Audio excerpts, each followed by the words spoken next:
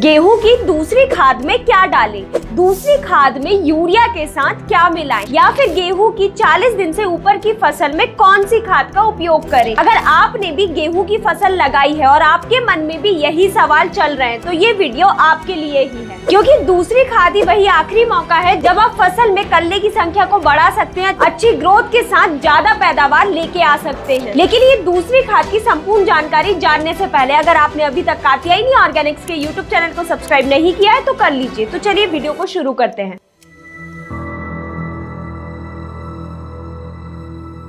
नमस्कार किसान भाइयों, स्वागत है आपका कात्यायनी ऑर्गेनिक्स के यूट्यूब चैनल में। किसान भाइयों, आपने अभी तक गेहूं की फसल में पहली खाद और पहला पानी दे दिया होगा और शायद फसल में अच्छी बढ़वार भी देखने को मिल रही होगी। लेकिन अगर अब आप ये सोच रहे हैं कि फसल की अच्छी ग्रोथ और बढ़वार तो हो ही रही है, अब उतनी कुछ खाद डालने की जरूरत नहीं है, तो आप ये सबसे बड़ी गलती कर रहे हैं, क्योंकि इस टाइम पर पौधा अपनी सारी ऊर्जा कल्ले बनाने और बढ़वार में लगाता है। और अगर इस टाइम पर पौधे को सही पोषक तत्व या फिर खाद ना दी जाए तो पौधा ना तो सही से कल्ले बना पाएगा और बढ़वार धीरे धीरे करके रुक जाएगी, और जिसका सीधा असर आपको पैदावार पर देखने को मिलेगा। तो इसीलिए गेहूं की फसल में दूसरी खाद देना बहुत ही जरूरी हो जाता है, और खास करके तब जब हमारी फसल 40 से 45 दिन के बीच की हो। तो अब बिना देरी करे ये जानते हैं कि दूसरी खाद के रूप में हमें किन किन प्रोडक्ट का उपयोग करना है। तो पहली खाद में सबसे पहले आपको लेना है यूरिया, जिसमें 46% नाइट्रोजन होता है। अब आप सोच रहे होंगे कि पहली खाद में भी हमने यूरिया का ही उपयोग किया था, तो दूसरी खाद में यूरिया का उपयोग करने से क्या ही हो जाएगा।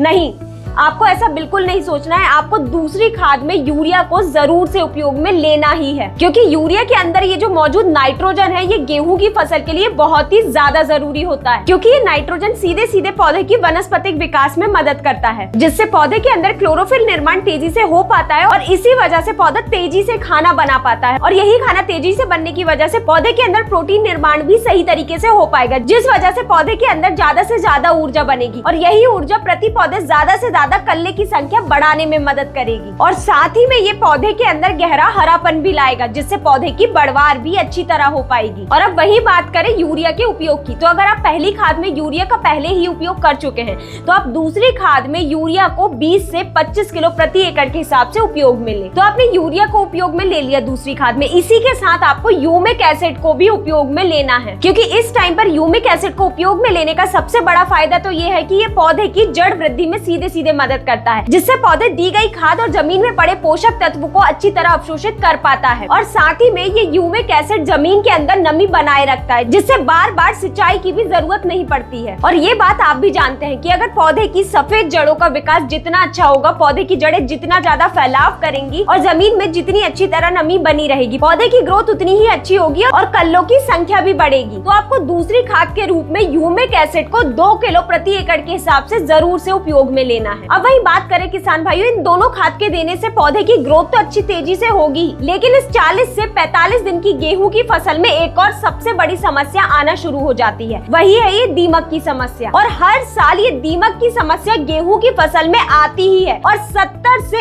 80% नुकसान एक झटके में हो ही जाता है। और अगर ये दीमक एक बार फसल में लगी तो ये अंदर से पौधे को पूरी तरह खोखला कर डालती है। तो अगर आपकी भी गेहूं की फसल में हर साल ये दीमक की समस्या देखने को मिलती है तो आपको फैंटेसी जीआर के नाम से आने वाला उत्पाद को उपयोग में लेना ही है। इसमें फिप्रोनिल 0.3% जीआर फॉर्म में होता है, जो दीमक के खिलाफ बेहद प्रभावी है, क्योंकि ये कॉन्टेक्ट और सिस्टमिक एक्शन दोनों के द्वारा काम करता है। तो जब भी आप ये फैंटेसी जीआर को उपयोग में लेंगे, ये कॉन्टेक्ट एक्शन द्वारा कीट के संपर्क में आते ही असर दिखाना शुरू कर देगा और कीट की नसों पर सीधे जाके काम करेगा, जिससे प्रभावी रूप से कीट कंट्रोल हो ही जाएगा। और सिस्टमिक एक्शन द्वारा ये पूरे पौधे में फैलकर कीट को फसल पर हमला करने से रोकेगा, जिससे फसल पूरी तरह सुरक्षित रहेगी। और वही इसके डोज की बात करें तो आप इसे 8 से 10 किलो प्रति एकड़ के हिसाब से उपयोग में लें। तो किसान भाइयों, यही थी जानकारी कि गेहूं की दूसरी खाद में क्या उपयोग करें, यूरिया के साथ क्या मिलाएं। तो अगर आप भी गेहूं में दूसरी खाद डालने वाले हैं और अगर आपके मन में अभी भी कोई प्रश्न है तो आप नीचे कमेंट में जरूर बताएं, हम अगला वीडियो उस विषय पर जरूर बनाएंगे। अगर आपको ये जानकारी पसंद आई हो तो इस वीडियो को लाइक करें और चैनल को सब्सक्राइब करना ना भूलें। धन्यवाद।